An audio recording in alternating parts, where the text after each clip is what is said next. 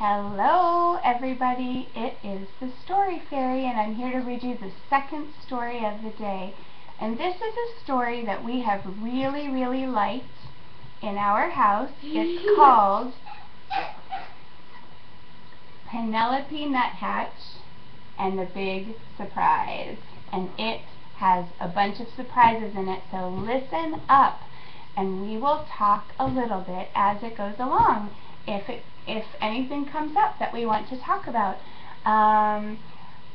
Yes, this book is about an invitation. So an invitation means when somebody invites you, asks you if you would like to come and do something with them. So this book is about an invitation, and it's a pretty cool book.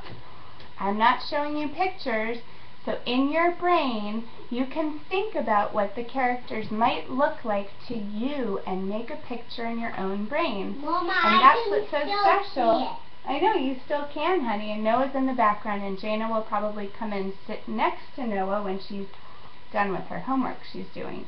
So I hope you all had a beautiful day, and we know during the story that we're not going to interrupt, right, Noble? Let me show you what happened to down.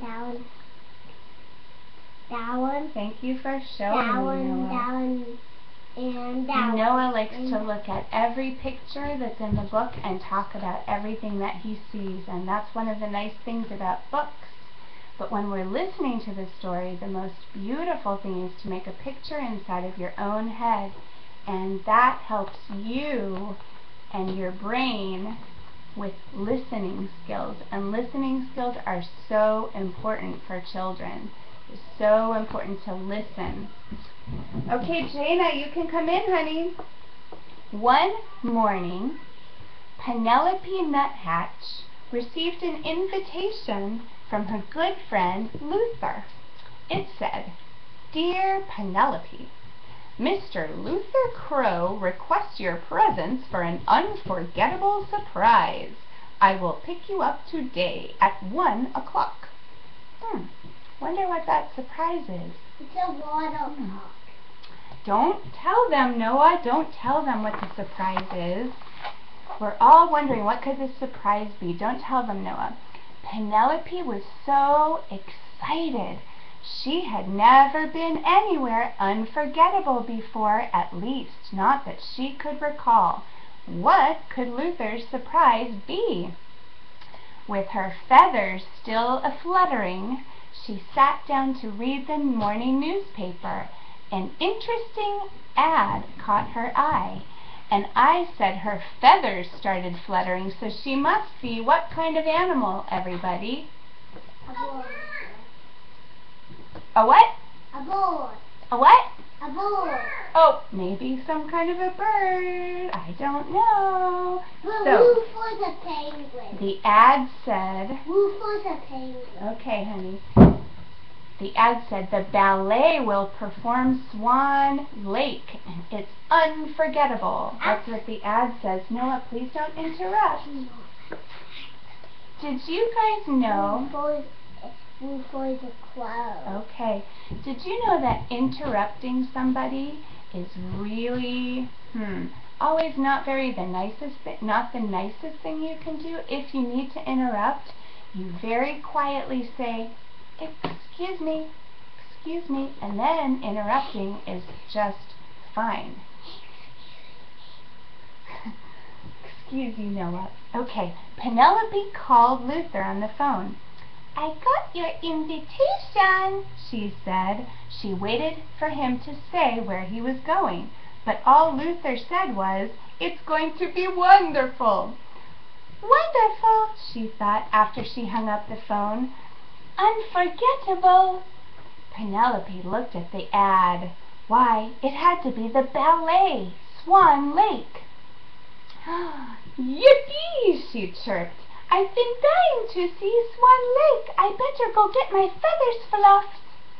Penelope sang as she... Mama. What do you need to say, Noah, if you're interrupting? Excuse me, Mama. Yes. Woof was a crow. Okay, we'll talk about that in a little bit. I'd better go get my feathers fluffed, she said. Penelope sang as she pedaled over to see Madam Twig, that's a funny name, isn't it, at the beauty parlor. What's a beauty parlor? Noah, what's a beauty parlor? Somewhere where you get your hair done. Somewhere where you get your hair done, or somewhere that makes you more beautiful? Okay. Sometimes. First, the bubbles, said Madam Twig. Heads up for the pins. And then, after a whoosh of her blow dryer, she combed Penelope's plume. Oh la la, you look fantastique, cried Madam Twig. Enjoy your fancy feathers. That's what Madam Twig said. Back at her nest, she's got feathers. She lives in a nest. She must be a bird. Back at her nest, Penelope looked for something special to wear. What would it be like to live in a nest? Excuse me, Mama. Yes, Noah? Rooster is a crow, and the crows have nests. Yes, crows have nests too. Finally, Penelope settled on the lavender tutu. Perfect, she exclaimed. Penelope heard Luther's car outside and ran out there. Howdy, Penelope, said Luther. You're early, said Penelope. Early bird gets the worm, Luther replied. Are you ready? I'm ready. I can hardly wait, said Penelope, and she did a little twirl. What's a twirl, everybody? It's Because Noah maybe can demonstrate. Do you want to stand on there and demonstrate that? Okay, here's a twirl. Let's see if you can get Jaina doing a twirl. Twirl, Jaina. Twirl. Woo, there's a twirl. Perfect, honey. Nice. She did a little twirl, and Luther said, you're really going to be surprised. Cover your eyes, please. Are we there yet? Asked Penelope every time Luther stopped at a light. Are we there yet? She whispered whenever they went slowly up a hill. But Luther kept driving. When they finally rolled to a halt, Penelope opened her eyes.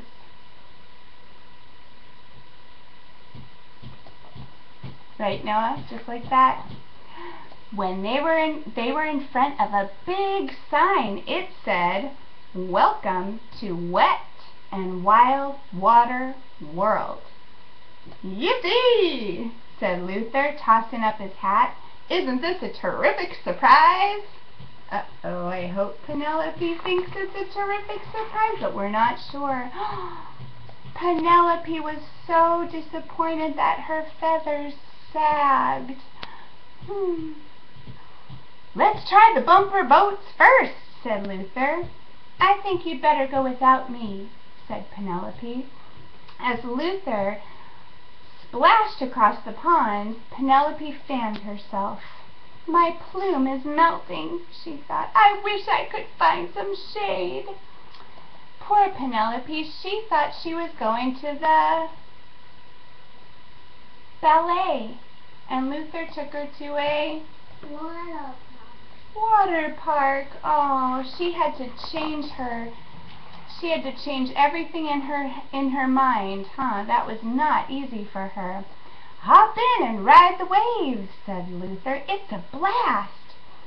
I'd rather not, said Penelope. The hot sun was making her dizzy, and her cotton candy was sticking to her feathers. That would be a sticky mess.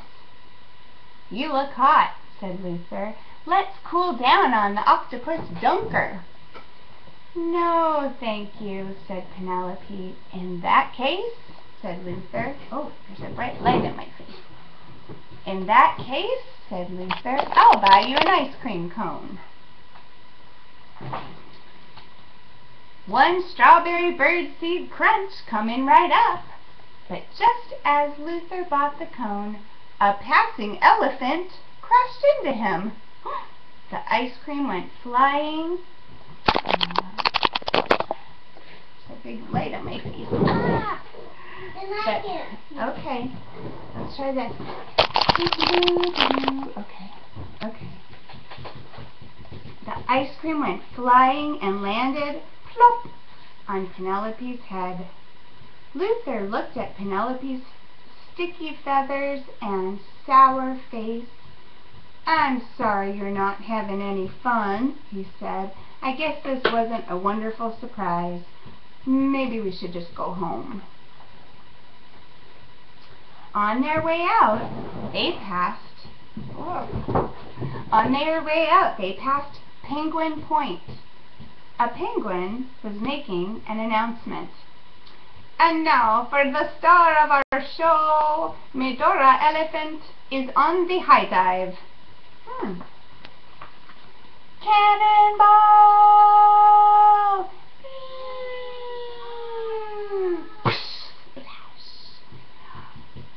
Penelope was thoroughly drenched. Poor Penelope, she's having quite a day. She shook out her feathers. She wasn't sticky anymore. In fact, she was deliciously cool. Suddenly, she knew what she wanted to do. "Would you join me for a ride on the otter slide?" she said to Luther. "Really?" said Luther. "Race you to the ladder." "Oh, good." "Hold on to your feathers," said Luther.